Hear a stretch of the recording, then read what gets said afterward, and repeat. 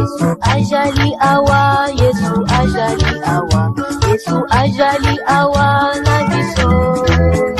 Yesu ajali awa, Yesu ajali awa, Yesu ajali awa na biso. Alleluia, alleluia, alleluia, alleluia, alleluia na Yesu.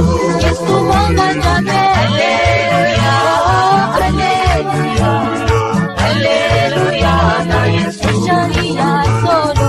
Alleluia, alleluia, alleluia, alleluia na Yesu.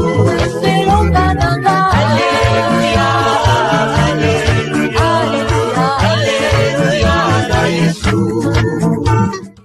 Donc aujourd'hui, j'étais évidemment extrêmement touché, profondément touché hier soir, par l'enseignement de Michel. Je lui ai dit, Michel, j'ai déjà entendu Michel dans des bonnes choses, mais hier soir, j'étais vraiment très touché parce que j'ai trouvé que l'enseignement était vraiment magnifique. C'est à la fois un enseignement, et à la fois c'est, je dirais presque une leçon de vie pour le monde. Où nous apprenons que le monde est en réalité dans un état épouvantable. Épouvantable. Les gens sont liés. Les gens sont enfermés dans une prison. Le monde entier est enfermé dans une prison que l'on peut appeler l'Égypte. L'Égypte, qu'est-ce que ça veut dire l'Égypte? L'Égypte, c'est un mot hébreu qui se dit Mitzraïm. J'attends 2 secondes que... Oui, parce que je suis un peu dérangé par... Non, excuse-moi, c'est un problème d'enregistrement. Oui, d'accord. Donc, je vous disais que le mot Égypte, en réalité, n'existe pas. Dans la Torah, ce mot n'existe pas. Le mot utilisé dans la Torah, c'est Mitzraïm. Et Mitzraïm, ça vient d'une racine hébraïque, tsor, qui veut dire enfermement. Le monde, mes amis, est littéralement enfermé. Il n'y a pas d'échappatoire pour sortir de cet enfermement. C'est impossible. Ce que notre sœur nous a dit tout à l'heure sur ce qui se passe en France, je suis stupéfait, bien qu'on se doute qu'il y a des choses dramatiques qui se passent dans le monde et dans nos pays, mais alors ce que j'entends là, c'est réellement la sorcellerie au niveau le plus élevé, parce que quand on prend de votre sang pour en faire des choses absolument diaboliques, on arrive à un système absolument, j'allais dire, démoniaque au plus haut niveau, et c'est ainsi dans toute l'Europe. C'est ainsi dans toute l'Europe. J'étais l'autre jour avec Kevin en Angleterre et il nous a montré un grand bâtiment, grand comme 3 cathédrales, et c'est seulement le centre des francs-maçons en Angleterre, mes amis. Ce n'est que le centre franc-maçonnique. Absolument inimaginable. Et les gens sont enfermés. Ce matin, je me levais, et puis j'étais en train de préparer tout mon enseignement, et je regardais par la fenêtre du chalet, et je voyais la prairie, je voyais les arbres, et je voyais les pommiers, et je voyais les pommes qui étaient tombées par terre, qui n'étaient même pas mûries sur les arbres. En les regardant, je me suis dit, voilà un endroit qui pourrait être un paradis, mais voilà que même la nature est prisonnière de ce Mitzraïm, et même la nature qui devait être quelque chose d'absolument admirable est complètement détruite. Vous allez dans les îles paradisiaques que l'on appelle, je ne sais pas moi, comment on les appelle? La Polynésie, les Caraïbes, des plages qu'on appelle paradisiaques. Mais je crois que si on avait connu la réalité du début du monde, même ce qu'on voit là est encore une catastrophe. Parce que quelque chose a quitté le monde. Et il y a fallu, pour sortir d'un tel enfermement, pour sortir le monde entier d'un tel enfermement, mes amis, il a fallu que Dieu déploie sa puissance, mais au maximum. La Bible nous enseigne une chose que... Je vais me poser une question, je l'avais déjà posée une fois, mais je vous la repose. À quel moment Dieu a-t-il déployé sa puissance au plus haut niveau qu'il ne l'ait jamais déployé? À quel moment l'a-t-il fait? Est-ce que vous le savez? La résurrection, la création. La Bible dit, il a déployé sa puissance en ressuscitant Jésus d'entre les morts. Et il n'y a pas un moment où la puissance de Dieu ait été déployée comme elle n'est jamais été déployée. Lorsque le Messie est sorti de la tombe, mes amis, il a déployé une puissance que tu ne peux même pas comprendre. Au moment où il est sorti de la tombe, où il a ressuscité des morts, l'enfer a tremblé sur ses bases. Je vous dis que le diable est tombé. Il ne s'est jamais remis et il ne s'en remettra jamais. Vous devez être des gagnants. Vous n'avez plus le droit d'être des perdants. Soit j'apprends, soit je gagne, mais jamais je perds.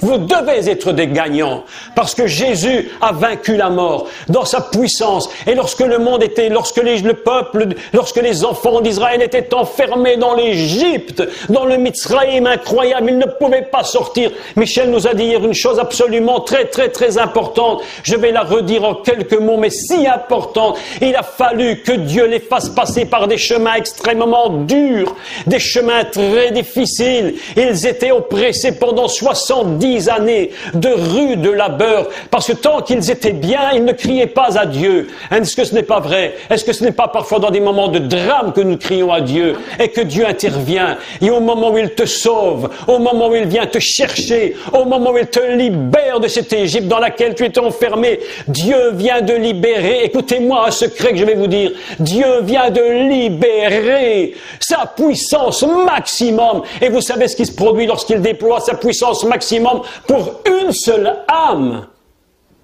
La Bible nous dit qu'il y a plus de joie dans le ciel que pour un pécheur qui se repent, que pour 10 000 justes.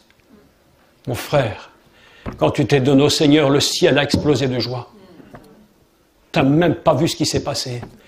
Mes amis, si nous avions vu la gloire du ciel, si tu vois la gloire du ciel, lorsqu'un pécheur vient à Dieu, lorsqu'il se repent de ses péchés, lorsqu'il dit « Je reconnais que tu es mon Dieu, je reconnais que tu es mon Sauveur et mon Seigneur, je reconnais que tu es mort pour moi », le ciel est en train d'exploser de joie. Les milliards d'anges se mettent à chanter un hymne imaginable. Mes amis, vous ne savez même pas ce qu'il y a dans le ciel. Dans le ciel, il y a une gloire, il y a une louange, il y a des hurlements de joie lorsque un seul se repent. Amen. Pour vous dire comment vous êtes important, ne dis jamais je suis un vase vide.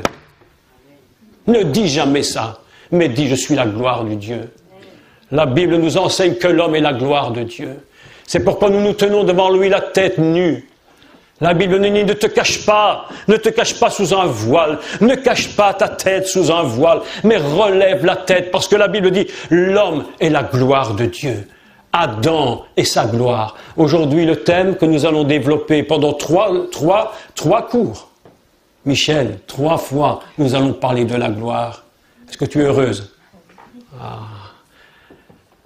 Tu ne sais même pas, Michel, nous savons à peine ce que c'est que la gloire. Nous avons une idée de la gloire, mais nous ne savons pas réellement ce qu'est la gloire. Un pâle reflet.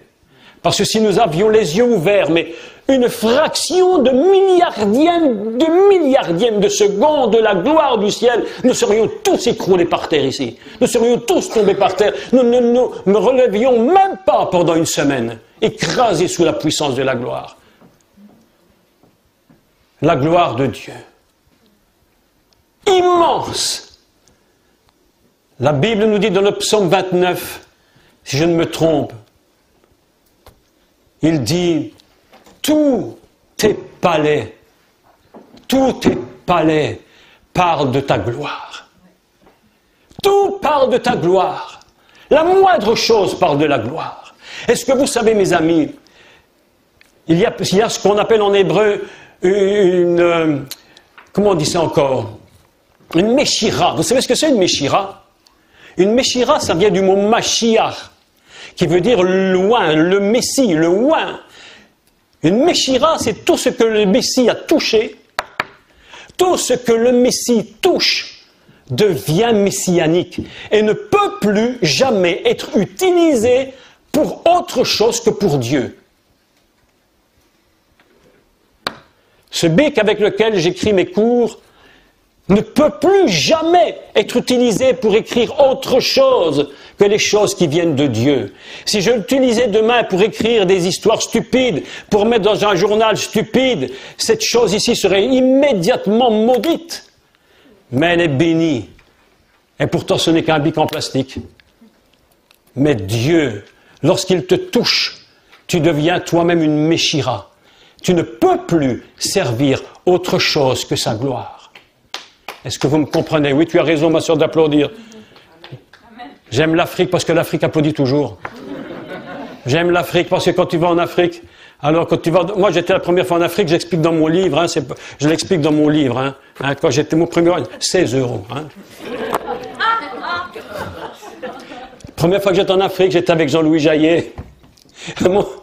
Il ne pouvait pas prêcher dans un endroit, il était fatigué, puis il venait d'arriver, il avait travaillé. Non, mais il va à ma place prêcher. J'arrive là-bas, c'était à Centrafrique, à Bangui.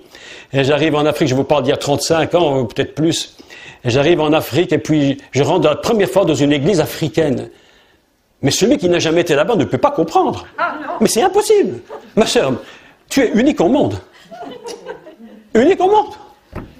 Il danse comme personne danse. Il chante comme personne chante. Il loue comme personne loue. Mes amis, quand j'ai vu ça, j'ai dit, qu'est-ce qui se passe dans ce pays? La gloire de Dieu. La gloire de Dieu est tellement lourde et tellement puissante, mes amis. Si nous avions seulement une légère petite vision, mes amis, des anges qui sont là-haut, des myriades d'anges. Imaginez, ça vient dans mon esprit maintenant, imaginez ce qui s'est passé le jour où le Messie est né. L'évangile de Luc nous apporte qu'il y avait des bergers qui passaient les veilles de la nuit. Et tout d'un coup, un ange est apparu, l'ange Gabriel, et la Bible nous dit que des myriades d'anges sont apparus en même temps et elles chantaient les louanges. Elles disaient « Hosanna au plus haut des cieux, gloire à celui qui vient ». Mes amis,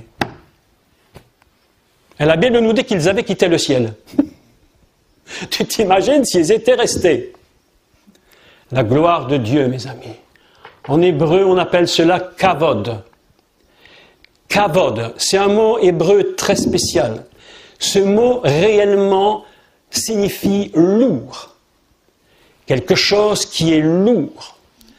Lorsque tu es dans la gloire, tu ressens comme un poids sur les épaules. Lorsque la gloire tombe sur toi, normalement, nous ne pourrions même pas rester debout. On ne devrait même pas pouvoir supporter le poids de la gloire. Dieu est obligé de venir faire très attention parce que si c'était sa gloire totale, archi-totale, dans un point éternel du ciel, mes amis, nous ne pourrions même pas la supporter. C'est impossible. Elle est tellement lourde. Et toute gloire, écoutez bien, que toute gloire, quelle qu'elle soit, appartient d'abord à Dieu.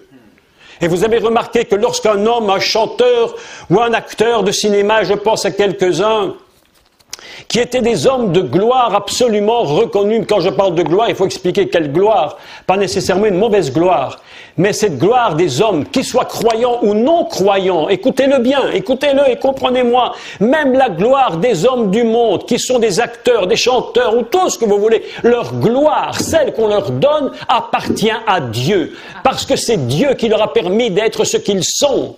Et la Bible dit, rendez à Dieu la gloire. On peut comprendre ce texte de deux façons. Soit rendez-lui gloire, je te rends gloire, ou alors ça veut dire simplement ma gloire, je te la rends. Parce que si je ne te la rends pas, elle va m'écraser. Et ces gens qui ont une gloire inimaginable, lorsqu'ils rentrent dans leur hôtel le soir après les grands concerts tout seuls, eh bien ils sont solitaires et tristes. Et c'est comme ça que vous voyez que la gloire les a tués. Certains se suicident.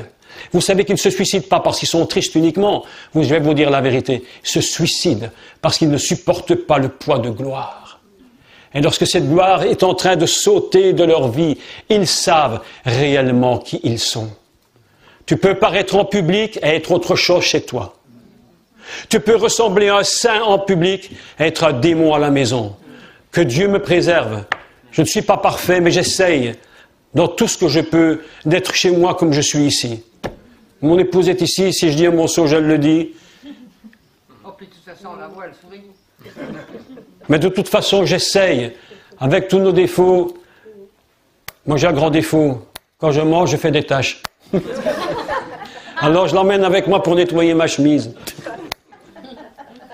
Mais j'essaye. C'est ce que je vous disais, j'essaye d'être ici comme à la maison. Alors, tantôt, on a dû vite nettoyer ma chemise. Elle a dit, tu ne peux pas mettre ça. La gloire de Dieu est si puissante. La gloire de Dieu est si grande. Elle est lourde à porter, mes amis. Elle est si lourde à porter. Je voudrais aujourd'hui, dans ce premier cours, vous expliquer l'origine de la gloire. Et quand je parle de l'origine de la gloire, faut-il bien le dire, que j'essaye de comprendre ce que je ne comprends pas. J'essaye de vous expliquer quelque chose qui est inexplicable. J'essaye de dire quelque chose dont je ne peux même pas saisir le milliardième, mais je vais essayer avec la grâce de Dieu et l'aide du Seigneur de vous expliquer, par un frôlement de l'aile, d'une infinité immense, d'un océan impénétrable de Dieu, d'expliquer, mais qu'est-ce que c'est que ce bruissement de gloire? La Bible nous dit qu'il vient nous frotter, c'est la Bible qui le dit, comme une aile d'un oiseau. Il te frotte avec son aile. Et tu dis, oh, j'ai senti la gloire! Oh, quelle onction dans l'église, mais tu n'as rien compris du tout. En réalité, tu n'as rien compris du tout. Tu as senti que l'oiseau frottait le bout de son aile, mais en réalité, tu n'as rien compris du tout. Moi non plus, d'ailleurs. Mais pourtant, je suis là pour expliquer quelque chose que je vais essayer d'expliquer. Parce que ce n'est pas du tout facile de l'expliquer. La seule chose pour l'expliquer, c'est d'être là-haut, de l'avoir vécu et de revenir. Mais le seul qui était là-haut, qui l'a connu et qui est venu, c'est le Mashiach. Il a dit, et nous allons lire un texte ensemble, non, écoutez, je sens la grâce de Dieu. Je sens la gloire de Dieu. Je sens la gloire de Dieu. Il y a quelque chose de Dieu. Tu sais, quand tu parles de Jésus, il y a toujours de la présence de Dieu. Il y a toujours quelque chose quand tu parles de lui. Il est tellement content quand tu parles de lui. Quand tu dis Jésus, oh, il est content, il est content. Oh, il est content. Quand tu dis mon Dieu, comment je t'aime, Seigneur, oh, il est content. Et le peuple d'Israël était très désobéissant. Il a dit à Moïse, Moïse, écoute, tu nous as fait sortir d'Égypte. C'est parce que Dieu ne nous aime pas. Il a fait ça pour nous tuer. Et les Juifs, les rabbins disent, c'était le pire péché qu'ils n'ont jamais dit. Le pire des péchés, de dire Dieu nous a libérés pour nous tuer. Non, mes amis, Dieu t'a libéré pour que tu sois vraiment libre. Amen.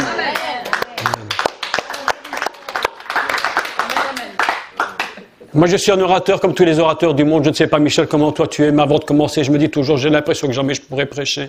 J'ai l'impression que jamais je pourrais arriver à dire ce que je dois dire. Mais une fois que l'Esprit nous saisit, Amen. Alors quelque chose se produit. Amen. Est-ce que c'est vrai? Bon. Si vous avez votre Bible, vous allons prendre l'Évangile de Jean, au chapitre 17. Un texte absolument extraordinaire, ça. Alléluia. Ça va, Christine? T'es en forme? Ok. Je suis tellement content de vous voir. Mon Dieu. Nous sommes heureux dans la présence de Jésus, non? Je vais vous dire une vérité. Il est encore plus heureux que vous dans votre présence. Et quand vous n'êtes pas avec lui, il est terriblement solitaire et il souffre beaucoup. On dit Dieu n'a besoin de rien. C'est faux. Dieu a besoin de quelque chose. On dit Dieu et Dieu n'a besoin de rien. Mais c'est faux. Dieu a besoin que tu l'aimes. Et si tu ne l'aimes pas, il souffre. Il a créé le monde pour être aimé. Il a créé le monde pour être adoré. Il a créé l'Adam pour que l'Adam le serve. Écoutez bien ceci. Jean chapitre 17, vous connaissez tous, mais on va le lire parce qu'il y a un secret magnifique. Et au verset 20, et je commence la lecture. Ce n'est pas pour eux seulement que je prie, mais encore pour ceux qui croiront en moi par leurs paroles, afin que tous soient un. Comme toi, Père, tu es en moi, et comme je suis en toi, afin qu'eux aussi soient un en nous, pour que le monde croie que tu m'as envoyé. Déjà ce texte, écoutez, je suis en train de faire des cours en ligne sur le thème, donc ce qu'on appelle le Shema Israël, la profession de foi des Juifs. Shema Israël, Adonai Eloheinu, Adonai Echad. Écoute Israël, l'Éternel notre Dieu est un. C'est de quoi Jésus parle. Il faudrait des semaines d'enseignement pour expliquer ce un. C'est à quoi nous nous attachons en ligne. Donc je passe maintenant, je n'ai pas le temps. 22. Je leur ai donné la gloire que tu m'as donnée afin qu'ils soient un. Afin qu'ils soient un comme nous sommes un. Moi en eux et toi en moi. Afin qu'ils soient, écoutez bien, parfaitement un. Et que le monde connaisse que tu m'as envoyé, que tu les as aimés comme tu m'as aimé. Écoutez bien. Père, je veux que là où je suis, ceux que tu m'as donnés soient aussi avec moi, afin qu'ils voient ma gloire. Voir la gloire. Voir la gloire du Seigneur. Et Jésus, le Messie, déclare, « Je leur ai donné la gloire que le monde m'a donnée, que le Père m'a donnée avant que le monde existe. » C'est-à-dire que le Messie, mes amis, dès le commencement, avant que tout existe, avant que tout soit à l'existence, le Messie nous apprend une chose, c'est qu'il était déjà là dans la création et qu'il possédait lui la gloire de Dieu. Nous avons à peine capacité de comprendre une telle chose. Le Messie est là-haut. Le Messie n'est pas Messie parce qu'il est venu sur terre. Il ne faut pas se tromper. Il ne s'appelle pas Messie parce qu'il est descendu sur terre. Il était déjà Messie là-haut. Depuis l'éternité de tous les temps. Et il vient et il dit, je vous donne la gloire que mon Père m'avait donnée avant même que le monde soit. Mais comment? Quelle est cette gloire? Que s'est-il produit pour cette gloire? Nous allons lire tout de suite un deuxième texte avant que j'aille plus loin. D'accord? Nous allons prendre l'Épître aux Romains, chapitre 3 et verset 23. Est-ce que vous sentez la grâce de Dieu? Amen. Quand Dieu est présent, on sent sa présence. On ressent une chaleur à l'intérieur de nous. Ça, c'est pas de la manipulation de foule, mes amis. C'est la présence de Dieu. Quand il est ici, tu sens en toi quelque chose qui bouillonne en toi. Si ton sang était de l'eau, il se mettrait à bouillir. Et tu ferais de la vapeur. Tellement ce serait fort. Mais maintenant, chapitre 3, Romains 3, 21, mais maintenant, sans la loi, est manifestée la justice de Dieu à laquelle rend témoignage la loi et les prophètes, justice de Dieu par la foi en Jésus-Christ pour tous ceux qui croient. Il n'y a point de distinction, car tous ont péché et sont privés de la gloire de Dieu. Voilà que nous apprenons une chose absolument incroyable, fabuleuse. C'est que, à l'origine, le monde entier, l'univers, l'Adam, tout ce qui est Adam, adamique, tout ce qui est de la création de l'homme, tout était rempli de la gloire du ciel. Nous n'avons même pas la moindre idée de ce que représentait le jardin d'Éden. Nous n'en avons que des illusions, quasiment des fantasmes. Inimaginables. D'ailleurs, quand on dit le terme hébreu, il le créa Betsalmo Kidmutenu. Cette expression Kidmutenu veut dire comme dans son image, comme dans des idées, comme dans des fantasmes, comme dans des images que l'on voit, des choses absolument inimaginables, des rêves qu'on ne peut même pas imaginer. Le jardin, à l'origine, était d'un niveau absolument inimaginable. Et voilà que nous apprenons que toute l'humanité, à cause de la notion de Adam pécheur, vient de perdre cette gloire. Le jardin qui était un endroit de bénédiction, inimaginable. Inimaginable. On ne peut même pas imaginer ce que c'était. Voilà que nous apprenons que tout à coup, la gloire a disparu. quelque chose s'est éteint. Et l'humanité a sombré. Elle a tellement sombré, mes amis, que la nature elle-même a été touchée. Elle a été touchée de telle façon que la Bible nous dit que même ce qui était de la nature est devenu ce qu'on appelle en hébreu Kotz Vedardar, on dit en hébreu. Qu'est-ce que c'est Kotz Vedardar? Ce sont des épines et des ronces. Est-ce que Dieu avait prévu que dans le jardin d'Éden, il y aurait des épines et des ronces? Une épine, ça te blesse quand tu veux. Même la plus belle rose te pique. Alors qu'elle ne devrait pas te piquer. Elle ne te devrait donner que son parfum. Mais voilà que lorsque tu la prends, tu te piques avec la rose. Alors ce n'était pas normal. Des épines et des ronces. Lorsque tu veux prendre certains fruits, on appelle ça des ronciers. Tu vas prendre le fruit du roncier, tu te blesses complètement. Parce que même la nature a perdu la gloire. Je me demande ce que devait être un pommier à l'époque du début. Je me demande ce que devait être un bananier à l'époque du début.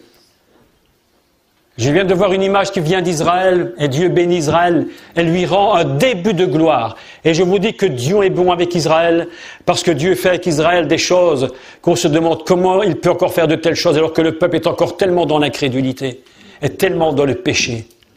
Mais Dieu aime son peuple, et il le bénit parce qu'il a donné sa parole. J'ai vu une image réelle.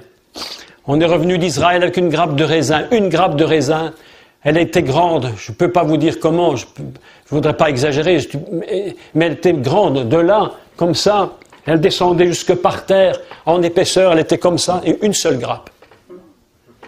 Une seule. Imaginez le jardin d'Éden dans la gloire. Imaginez-le. Maintenant, je clôture. On va revenir sur tout ça, et nous allons continuer. Je voudrais vous parler de la gloire et l'origine de la gloire. On va essayer de toucher à cela d'une façon bien imparfaite, bien entendu, je le sais. Mais on va quand même essayer de comprendre. Bon, je vais revenir une seconde sur ceci. Ils sont tous privés de la gloire. Privé, en hébreu, le mot c'est sog. Sog, qui est un mot qui veut dire reculer. Ils sont tous reculés de la gloire. Ils sont tous éloignés de la gloire. Littéralement, si on le traduit. Ils sont reculés, ils se reculent littéralement parce qu'ils ne peuvent plus avoir accès à cette gloire. Et à cause de la chute, quelque chose se produit. Et Dieu dit, ils ne peuvent plus aller à l'arbre de la vie. Ils n'ont plus accès à cette gloire. Donc maintenant, nous allons passer, et je vais tenter de vous expliquer le commencement de l'univers et qu'est-ce que c'est tant bien que mal que la gloire. Je vous ai dit que dans son palais, tout parle de gloire. Tout parle de la gloire. C'est très intéressant parce que le mot en français traduit, c'est le mot « tout s'écrit gloire ». C'est comme ça qu'on l'a traduit en français.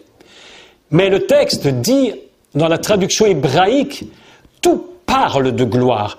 Omer kavod. Omer. Qu'est-ce que c'est Omer? C'est le premier mot qui intervient dans la Torah pour dire Vayomer Elohim. Il a dit Elohim. Il a dit, c'est la notion de dire quelque chose. Comme Dieu au commencement du monde. Au commencement du monde, il a dit Vayomer Elohim. Il a dit Elohim. I or, lumière soit. I or, lumière soit. De quoi parle-t-il? Il parle de cette lumière qui est complètement incréée. Lorsque les gens croient parfois que lorsque Dieu dit « lumière soit », que la lumière vient d'être créée. Non! Non! La lumière ne vient pas d'être créée, c'est une lumière incréée. Mais lorsqu'il dit « Vayomer » et qu'il dit « Ior », au moment où il crie « Ior » simultanément, la lumière qui était dans la matrice sort de la matrice, il la fait éclater.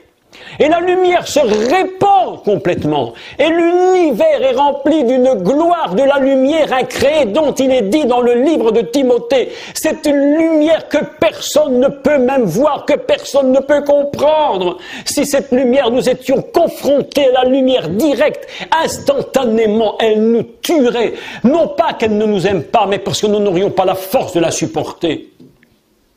Lumière soit. Au moment où cette chose est dite, la lumière règne et la gloire de Dieu commence de se manifester. La Bible nous dit que Dieu, au moment où il crée,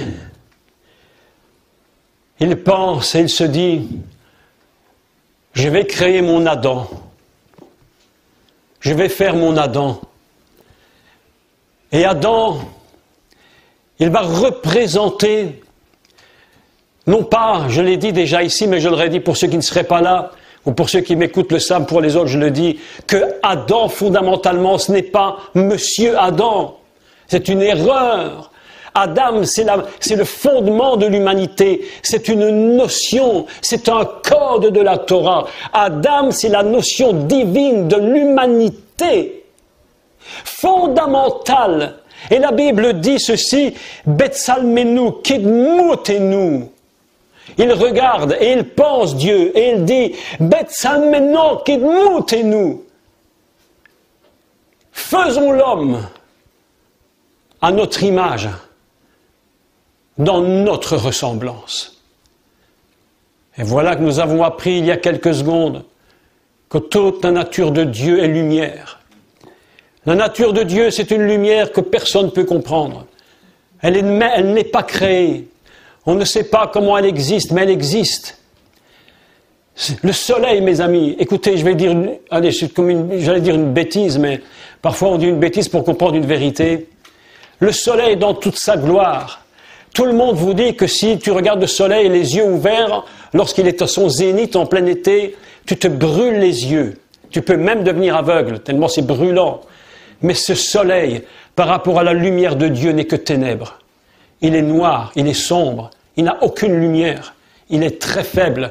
Et pourquoi? Parce qu'un jour, alors les savants nous réconfortent en nous disant, n'ayez pas peur, le soleil va encore subsister quelques milliards d'années. Bon, on est content. Déjà, on se dit, bon, demain on va se lever, on aura encore un peu de soleil. Mais en finalité, ça veut nous dire quoi? Que ce soleil, il est temporel. Il est temporel.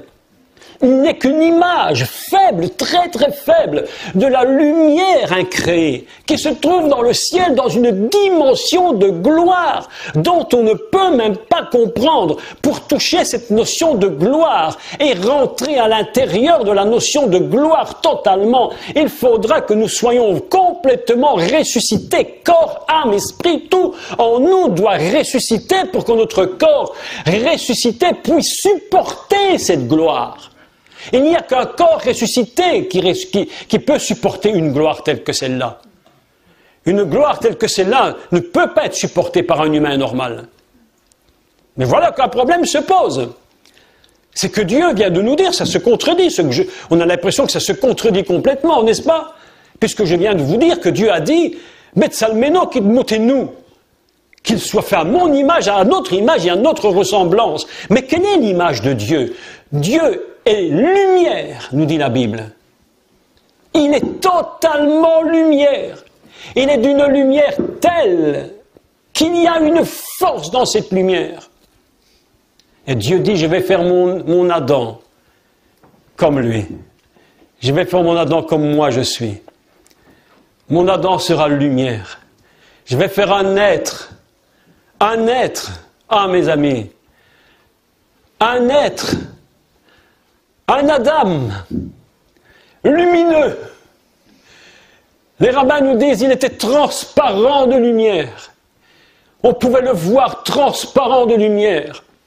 Imagine le monde. Oh, faisons un peu une imagination complète. Imagine le monde d'aujourd'hui, on n'irait aucun péché qu'il n'y en ait jamais eu sur terre. Nous serions des milliards d'êtres humains, minimum 7 milliards, complètement lumineux, transparents de la lumière de Dieu. Imaginez le monde d'aujourd'hui. Imaginez. Et regardez ce que nous sommes devenus. Des hommes faibles, malades. Mais ne t'inquiète pas, mon frère. Dieu t'a guéri. Dieu t'a guéri de ton problème de cœur, là. Mais tu es guéri. Au nom de Jésus, tu es guéri. Si tu sois par la guérison, tu es guéri. Mais regardez le monde. Comment il est malade. Regardez le monde, comment il est devenu laid. Regardez comment les gens souffrent. Regardez les infirmes. C'est ça le monde. Alors que si tu regardes le monde tel que Dieu le voulait, 7 milliards d'êtres humains, complètement lumineux comme Dieu lui-même, transparent de lumière. Je te regarde mon frère, je te regarde ma sœur, je te regarde et je vois à travers toi, rien n'est caché. Tu es nu devant Dieu parce qu'il n'y a rien à cacher. C'est pour ça la Bible nous dit, ils étaient nus et ils n'en avaient point honte. On ne parle pas qu'ils étaient tout nus. Mais on s'en fiche. On s'en fiche. Complètement. Ils étaient nus. Ils n'avaient rien à cacher devant Dieu. Ils pouvaient se dévoiler devant lui. Lorsque quelqu'un a fait quelque chose de bien ou de mal, on dit qu'il a été mis à nu. Ben oui. Ça veut dire qu'on le voit tel qu'il est. En réalité, on commence à discerner un peu à travers lui quelque chose. On discerne quelque chose en lui. Une humanité où tous les hommes seraient transparents, sans mensonge, sans mauvaise pensée, sans mauvaise parole, sans rien, avec des idées claires. Je te vois dans ta transparence, tu me vois dans ma transparence.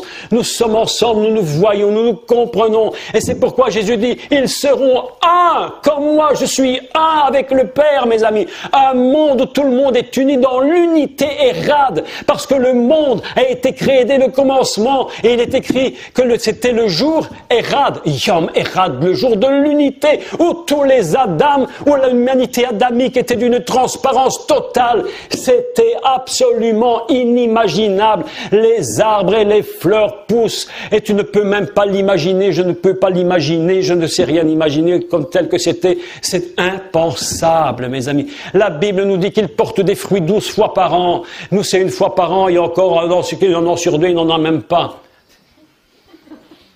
Une dame chez qui on était, elle dit, cette année, c'est l'année des cerises. Ah bon?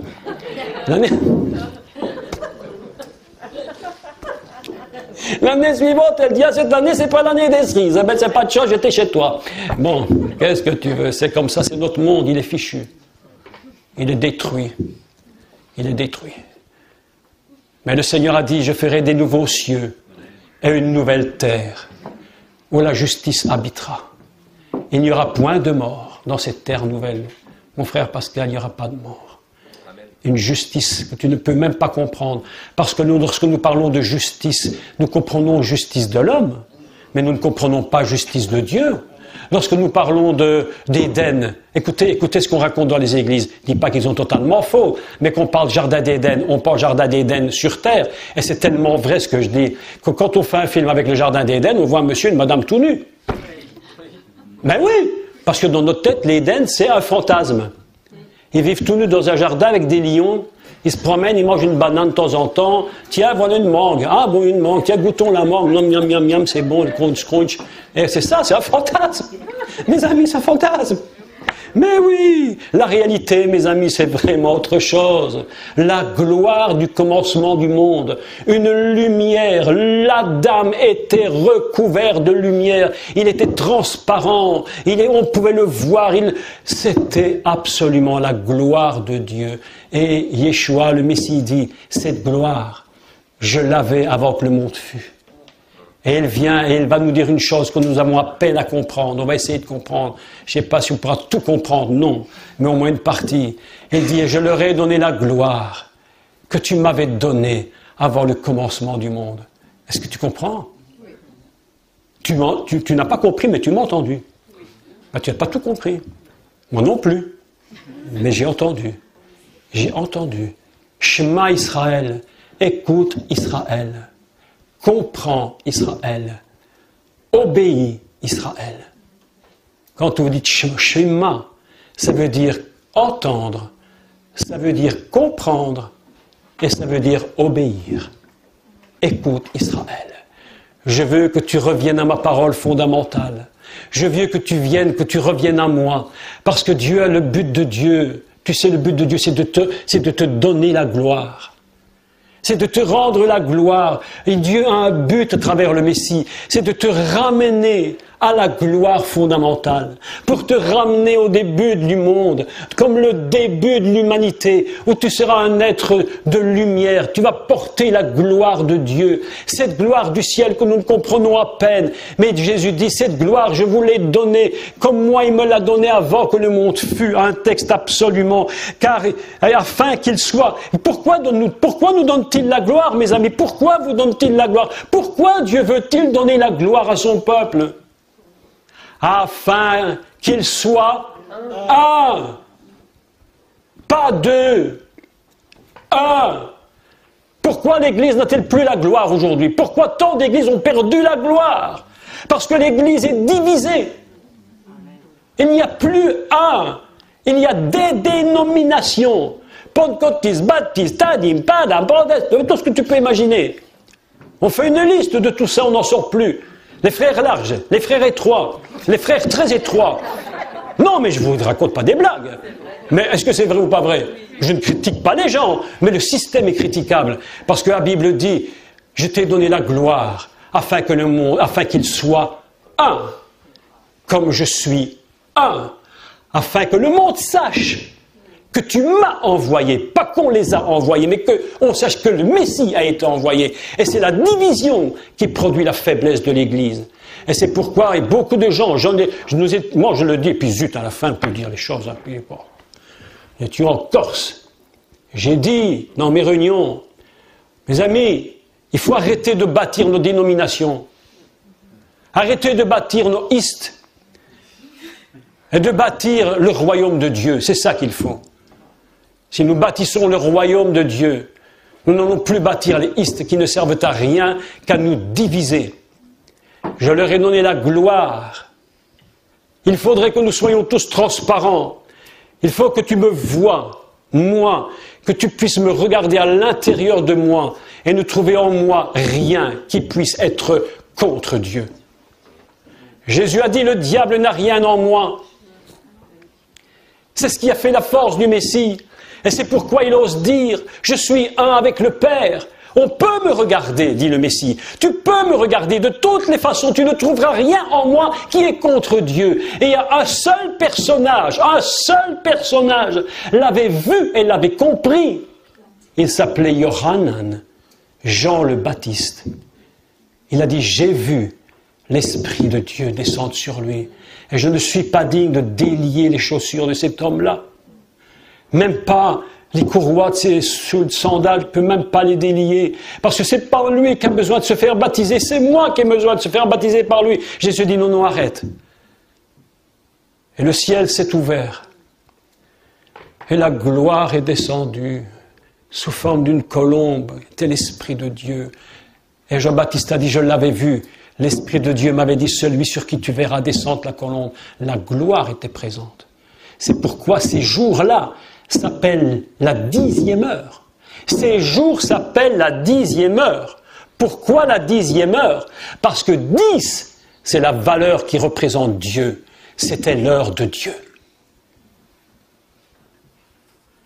Il les créa à son image. Voilà que Adam est créé un.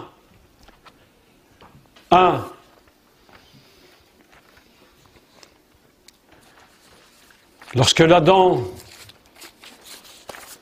a péché, mes amis, écoutez bien, ils étaient un et Dieu n'a jamais perdu la vision que l'Adam serait toujours un.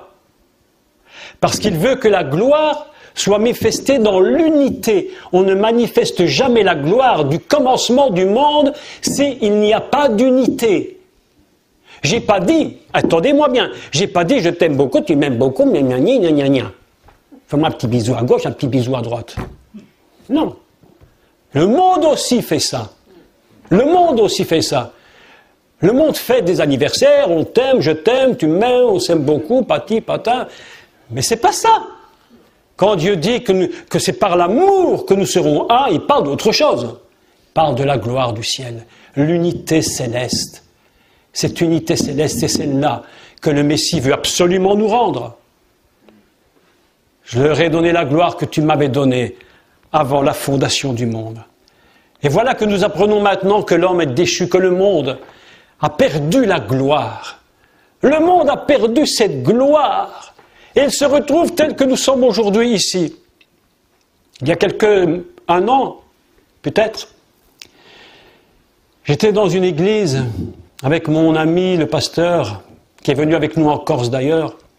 C'était magnifique. Un homme de Dieu vraiment magnifique. Il a fait un enseignement splendide sur la détermination de la foi. Si tu ne crois pas, tu l'invites, tu vas croire. Pierre-Yves Chaubeau, je peux citer son nom sans aucun problème, Pierre-Yves Chaubeau, pasteur de l'église de Meaux. Quand quelqu'un ne croit pas ou que l'église est morte, tu vas chez lui, tu la réveilles.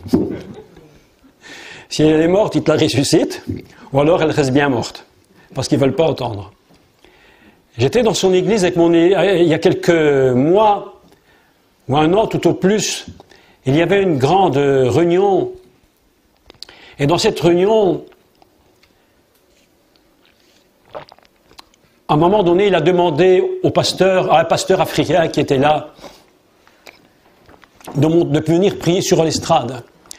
Donc nous étions assis devant, on était seulement spectateurs, on ne faisait que regarder cette cérémonie qui avait lieu. Eh bien, disons rien. Et le pasteur qui l'invitait, pasteur africain, est monté sur l'estrade, il a commencé à prier. Et puis il est parti dans une prière en langue céleste inspirée de Dieu. J'espère que vous croyez parler en langue. J'espère que vous y croyez, parce qu'il faut y croire. Vous allez sur Internet, vous écoutez, ce que j'explique là-dessus, c'est tout à fait différent de ce qu'on enseigne. Mais c'est la vérité. Cet homme est parti dans un parler en langue, là, parti. Et moi j'étais devant et je priais. Et tout d'un coup, le Seigneur m'a donné l'interprétation de cette prière en langue dans une vision. Et vous savez ce que j'ai vu? J'ai vu la gloire de Dieu descendre du ciel, comme un brouillard. Comme un rideau de brouillard qui descendait du ciel. Vous voyez, comme ça. Elle descendait sur l'horizon. Et lorsqu'elle arrivait vers la terre, elle commençait à se disloquer. Elle commençait à se briser. Elle tombait comme des lambeaux. Et puis, seulement quelques gouttes tombaient à certains endroits. J'étais étonné de la vision. Je pensais à la vision. Je disais, mais qu'est-ce que c'est ça? Le temps que je réfléchisse, il faut réfléchir pour comprendre. Le Saint-Esprit nous donne aussi de réfléchir pour comprendre les choses. C'est pas comme ça une voix qui nous dit, tu penses aussi aux choses. Et je réfléchissais, et j'entendais Dieu qui me disait, tu vois ça, l'Église demande la gloire et je leur donne ma gloire, totalement, sans limite. Mais lorsqu'elle arrive sur la terre, elle se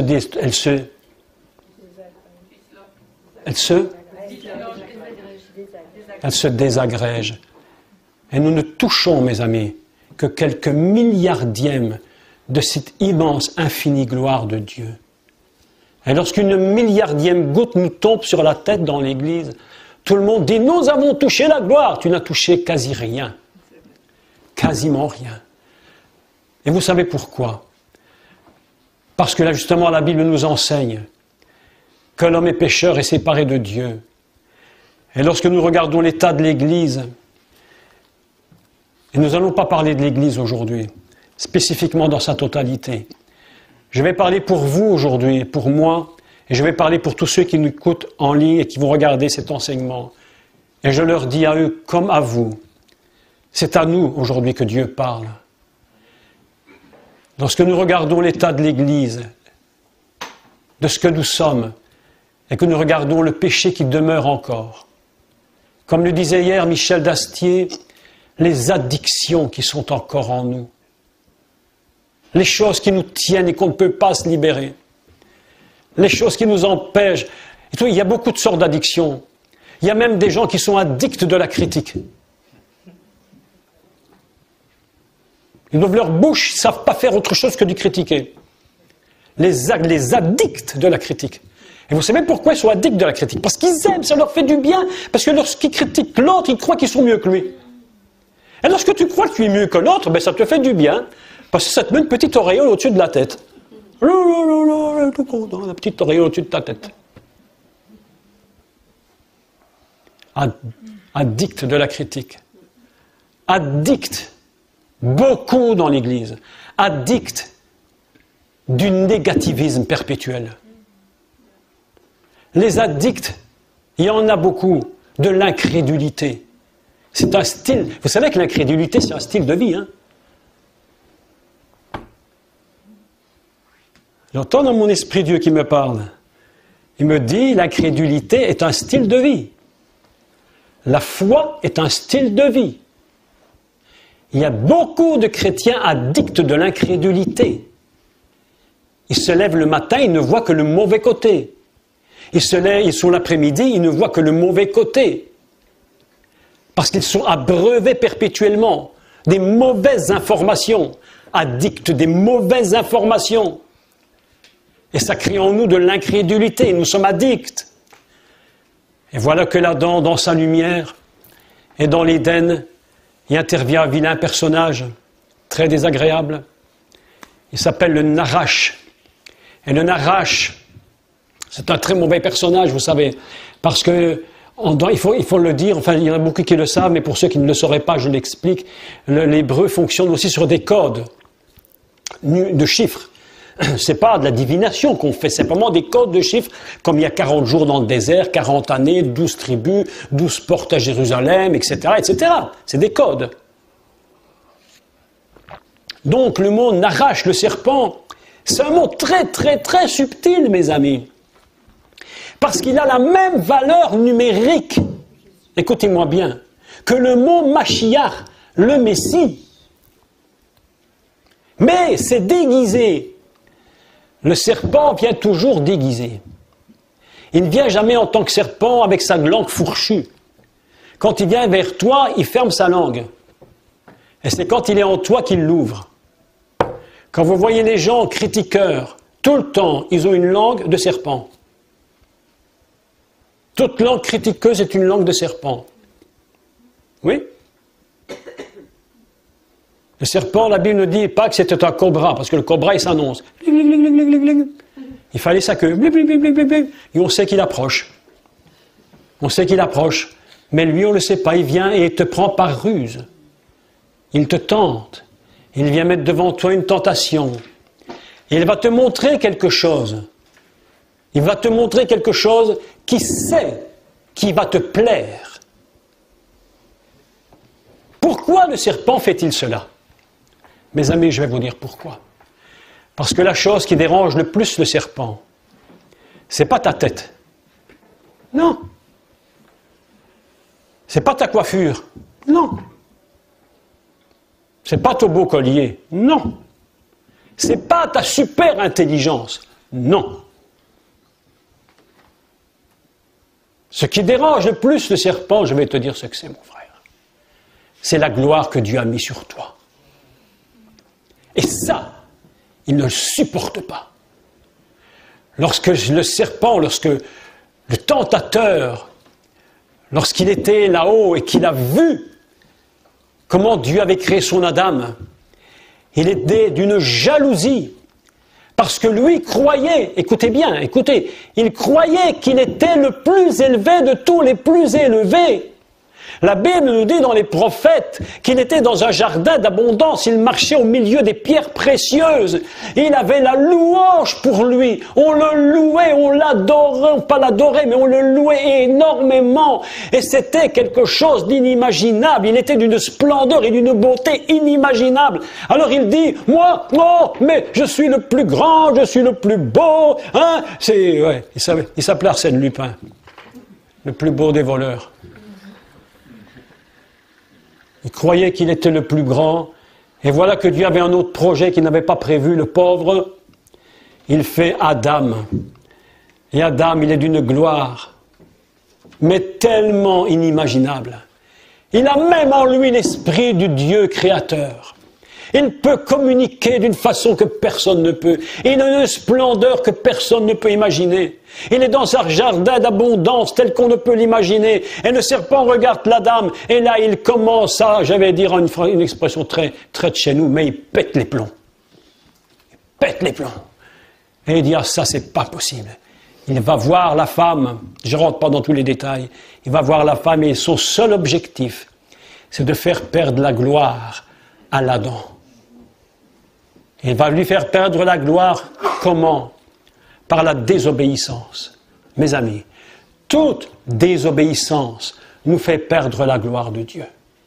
Tout ce que nous faisons et que Dieu ne veut pas que nous fassions et qu'il a dit ne le fais pas, si nous le faisons, ça nous fait perdre la gloire de Dieu. Alors la gloire disparaît et l'homme qui était un être transparent, complètement transparent, de lumière et de gloire inimaginable. Cette gloire du ciel était dans l'Éden. D'ailleurs, vous savez mes amis, il y a un Éden là-haut. Il y a un Éden qu'on croit qui est ici-bas. Si tu le crois, tant mieux. Et puis, on ne va pas discuter sur ces choses, elles sont tellement compliquées.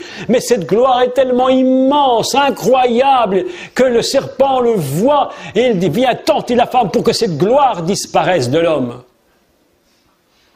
Et au moment où la désobéissance se produit, la gloire disparaît. Et l'Adam se retrouve dans une situation terrifiante. Écoutez bien ce qu'il dit. Dieu va voir qui?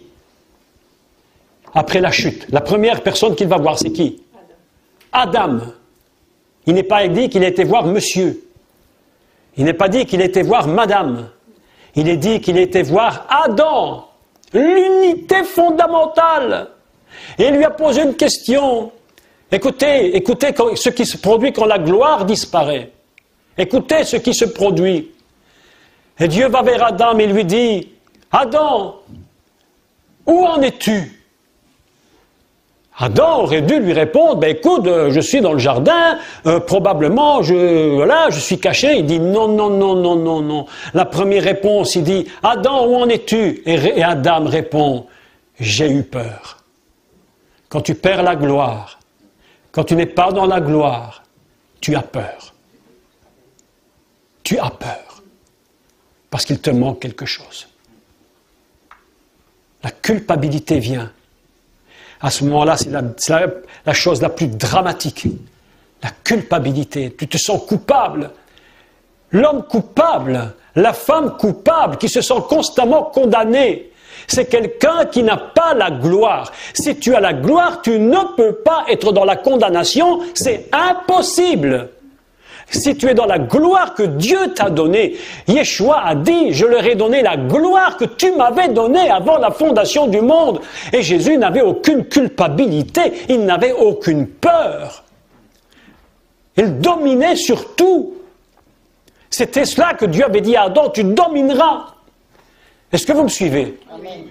Vous êtes toujours avec moi? Oui. N'abandonnez pas en cours de route. La gloire de Dieu fondamentalement est là. Et l'Adam perd la gloire. Et vous savez ce que Dieu dit, une chose très importante. Vous savez ce qu'il va dire? Il dit, empêchons-le d'avancer sa main. Écoutez bien, je répète. C'est pas n'importe quoi ça. Empêchons-le d'avancer sa main et de prendre de l'arbre de la vie. Écoutez bien, je répète, écoutez-moi. Empêchons-le d'avancer sa main, c'est-à-dire très peu de choses. Avancer une main, c'est juste la distance de l'épaule au bout des doigts. Empêchons-le, c'est-à-dire qu'il était encore près de l'arbre de la vie, mais il ne peut pas, il peut encore en prendre. Mais Dieu dit empêchons-le, parce que le geste est très facile. Hier, Michel nous a dit une chose sur laquelle j'ai écouté, et qui est très surprenante et très intéressante. Elle disait que lorsqu'on a une addiction, il y a le geste qui intervient. Le geste. Prendre une cigarette, c'est pas difficile, j'allonge mon bras, je prends. Quel que soit, je prends la drogue, j'allonge, je prends. Il y a donc un geste. Et le geste que nous prenons, qui est là, eh bien c'est un geste que Dieu ne veut plus. Il dit c'est ce geste-là. Et Dieu dit attention, Empêchons-le d'avancer sa main, parce que s'il le fait, il va tomber dans un drame épouvantable, parce que dans l'état où il ne peut plus manger de l'arbre de la vie. La gloire est perdue, mes amis. La gloire de l'homme a été perdue.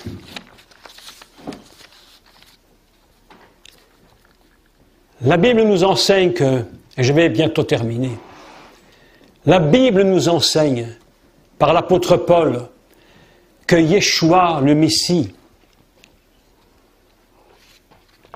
Dieu l'appelle, le nomme, Dieu le nomme, le dernier Adam.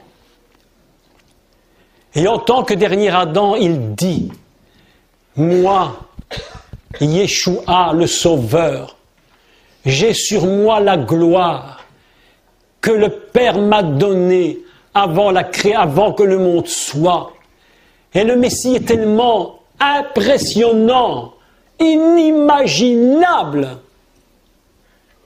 qu'il a dit, moi, le Messie, mais non, je ne suis pas du tout jaloux de cette gloire.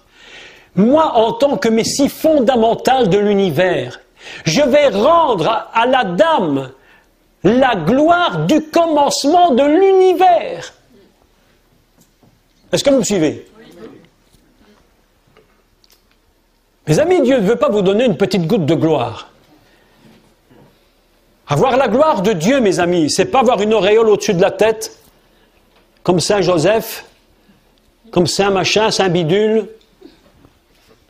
Tout ça, ce n'est rien. Avoir la gloire de Dieu, mes amis, c'est vivre dans une présence incroyable. Une présence qui nous rend transparents devant Dieu. Il faut que le Seigneur puisse te regarder à travers toi et ne rien voir qui le dérange. Il faut que la gloire de Dieu, c'est que tu produises par cette présence les œuvres que Jésus lui-même faisait. Et il a dit, je vous ai donné la gloire que le Père m'avait donnée avant la fondation du monde. Et il dit, allez, faites les œuvres que je fais. À chaque fois que tu fais les œuvres que Dieu te demande de faire, que tu es transparent devant Dieu, plus tu es devant Dieu, plus tu vis dans la gloire, plus tu es pénétré par la gloire, plus cette gloire, c'est pas de paraître devant les hommes, c'est pas ça la gloire, ce n'est pas de paraître devant les hommes. Non! La gloire n'a pas besoin des hommes. La gloire n'a pas besoin des hommes pour exister.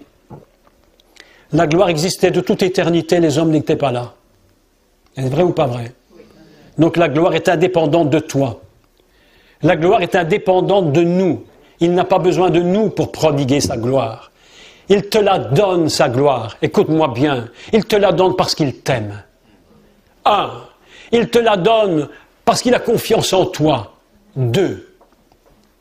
Il te la donne parce qu'il sait que tu vas l'utiliser à bon escient. 3. Il te la donne parce qu'il sait que tu la lui rendras. 4. Il te la donne parce qu'il sait que lorsqu'il te la donne, tu es un avec lui. 5. C'est pourquoi il te la donne. Il n'est pas jaloux. Essayez de prendre la gloire de quelqu'un qui est important. Il y a des gens qui se frottent avec les gens qui ont la gloire en essayant de tirer d'eux, de leur subtiliser, de leur sucer un peu de gloire pour paraître. Il y a des gens, ils essaient de toucher ta gloire en disant si je touche sa gloire, j'en aurai un petit peu. Et ils profitent de ta gloire pour construire la leur sur la tienne. Est-ce que c'est pas vrai? Oui, je te dis la vérité. Mais pas le Seigneur. Mes amis, écoute, tu n'as pas besoin de venir me toucher pour avoir de la gloire. Mais qu'est-ce que tu crois? Est-ce que tu crois que je vais te donner ma partie à moi? Mais non. Moi, je me bats pour l'avoir. Mais tu n'as pas besoin de ça. Dieu te donne sa gloire à toi tout seul. Oui, à toi, ma sœur. À toi tout seul. Parce que c'est ta gloire, c'est ta part de gloire. J'ai pas besoin que tu viennes me piquer ma gloire. Mais ne viens pas me piquer ma gloire. Moi, je fais 40 ans que je me bats pour garder ma gloire. Mais ne viens pas me la voler, hein. Mais non. Chacun sa part. Chacun sa part. Mais tous ensemble, mes amis, nous représentons la totalité de la gloire. C'est pourquoi c'est l'unité qui produit la gloire fondamentale. Parce qu'il est dit au commencement du monde, et Dieu dit, il y eut un soir, il y eut un matin, jour 1. Pas jour premier, jour 1. Alors la gloire vient, mes amis. Il nous la donne. Il n'est pas jaloux, le Messie. Jésus n'est pas jaloux. Quand tu viens près de lui et que tu es transparent, quand tu viens devant lui avec un cœur repentant, dire, oh mon Dieu, j'ai péché contre toi, excuse, pardonne-moi. Oh Jésus, j'étais incrédule, je n'ai pas cru à ta guérison. Oh, je n'ai pas cru. Oh, pardonne, Jésus, je viens devant toi, s'il te plaît. Accorde-moi la gloire. Il te regarde avec ses yeux d'amour, il t'aime beaucoup. Il te regarde avec ses yeux. Il te regarde et dit, oh mon enfant. Mon fils, ma fille, mais évidemment, je vais te donner ma gloire. Pourquoi je ne te la donnerai pas? Je te l'ai promis, je te la donne. Et au moment où la gloire vient sur toi, c'est le ciel qui descend, mon frère. Ma sœur, c'est le ciel qui descend. Quel danger dans l'Église de produire des fausses onctions. Que de danger dans l'Église de confondre l'onction et l'ambiance. Que de danger dans l'Église que de vouloir produire les œuvres par la chair, alors qu'il te suffit de te laisser aller dans la tranquillité et de dire, mon doux Jésus, j'ai besoin de ta gloire. Oh, fais-la venir sur moi. Et au moment où elle descend sur toi, alors tu n'as même plus d'efforts à faire. Tu me comprends? Tu me comprends? Et tu laisses aller. La gloire te remplit. Il te parle et tu fais ce qu'il te dit. Amen. Il y a, et je vais clôturer, il y a quelques points qui sont unis ensemble. 3 points importants et je clôture. Écoutez-moi bien. La gloire, l'unité et la connaissance du nom.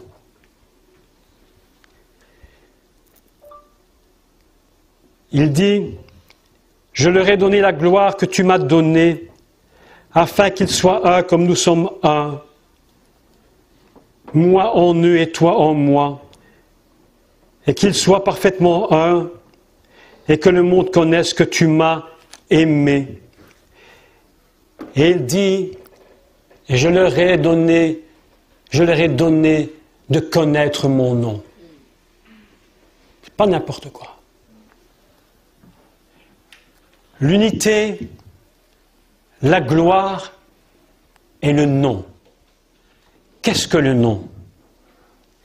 Je relisais le texte en hébreu, et le texte en hébreu était assez surprenant, parce qu'il dit, je le lis en hébreu, il dit « Odati lechem et shincha ». Odati, c'est un verbe « comprendre ». Mais pas comprendre, j'ai compris ma leçon de français. La dahat, en hébreu, c'est une connaissance, mais une connaissance intime et profonde de la nature même de Dieu. Je leur ai donné ma gloire afin qu'ils soient un et je leur ai fait connaître mon nom. C'est-à-dire la réalité de ce que je suis, toute l'essence de ce que je suis. Mon nom fonctionne dans la nature unique de Dieu et dans la gloire du ciel. Il y a 3 choses là-haut. Dans le ciel, il y a 3 choses fondamentales qui se déclinent elles-mêmes en des milliards de choses dont nous ne comprenons strictement rien à tout ça. C'est la gloire, c'est l'unité et c'est le nom de Dieu. Et Moïse avait compris, il avait dit, fais-moi voir ta gloire. Et Moïse était là, il dit, oh, quel est ton nom? Et Dieu lui dit, mon nom, c'est ce que je suis. Fais-moi voir ta gloire. Et Dieu dit, écoutez, je termine. Et Dieu dit, je te ferai voir ma gloire. Je te prendrai. Écoutez bien les mots. Moi, Dieu, je te prendrai. Pas toi, tu te mettras. Moi, je te prendrai. Je te mettrai dans le creux du rocher. Et je mettrai ma main sur toi. On dit en hébreu, on dit kapi. Je mettrai ma main sur toi, et puis je passerai, et lorsque je tirerai ma main, tu me verras de dos. Et Moïse était déjà content de voir Dieu de dos. Mais nous, mes amis, nous avons un privilège. Nous voyons Jésus de face. Et personne ne dit Amen.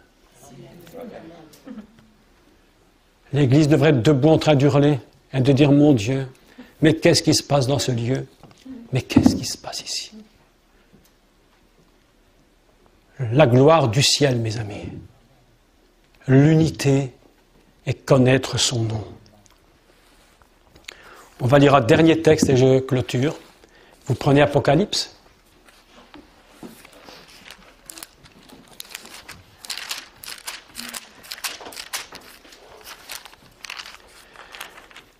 Oh, alléluia.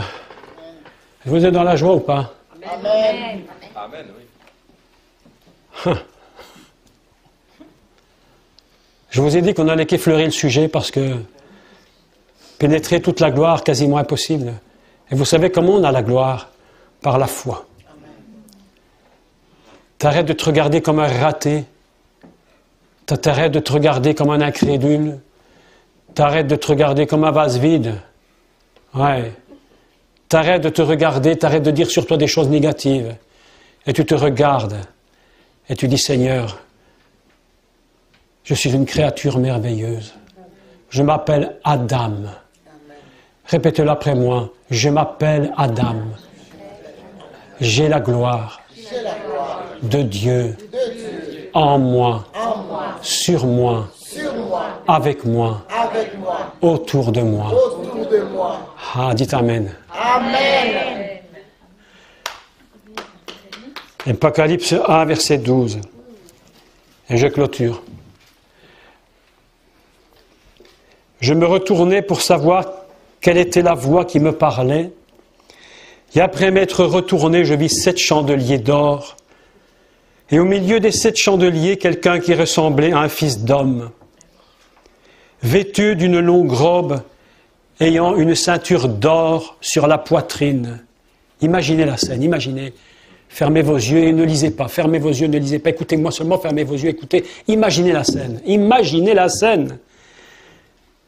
Et quelqu'un qui ressemblait à un fils d'homme vêtu d'une longue robe et ayant une ceinture d'or sur la poitrine.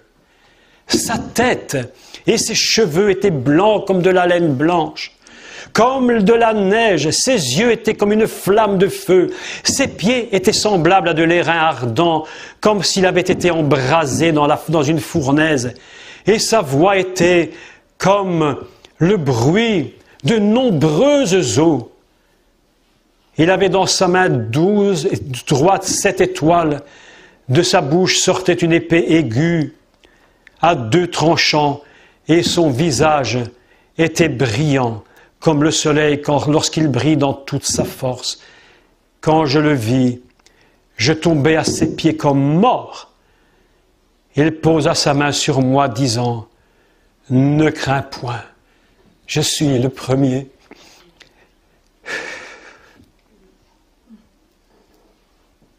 et le dernier. » Et je vis. J'étais mort. Et voici, je suis vivant au siècle des siècles. Je tiens les clés de la mort et du séjour des morts.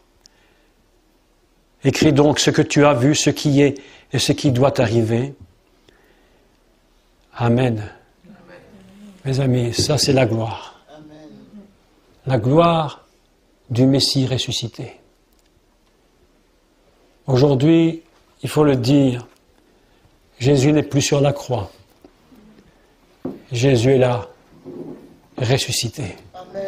Dans une gloire dont nous avons ici qu'une image, un bref aperçu de sa gloire.